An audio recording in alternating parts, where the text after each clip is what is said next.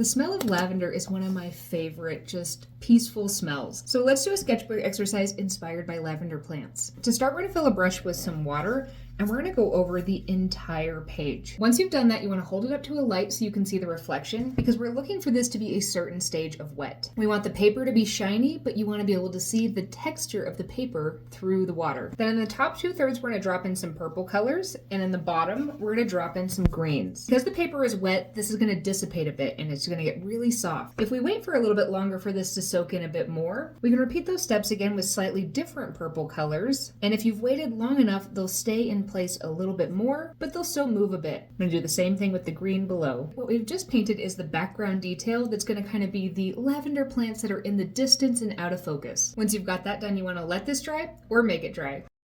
Then I'm gonna take a brush with a nice point on it and I'm gonna fill it up with a purple color. I'm gonna take the tip of it and I'm gonna tap it in a couple different areas, kind of up an imaginary stalk, getting a little bit smaller towards the top, leaving space in between where I'm tapping. I'm gonna wash my brush and I'm gonna take a nice green color and I'm gonna touch to make the stalks in between the different petals. Also at the bottom of each group of petals, I might flick my brush a few times to kind of show where they'd be connecting to the stalk. I'm doing this while my petals are still a little wet, so the colors are going to bleed together a little bit. I'm also going to add in a little bit of the greenery that would be at the bottom. It's already super cute. You could leave it here, or if you want to take it one step further, we can let this dry or make it dry.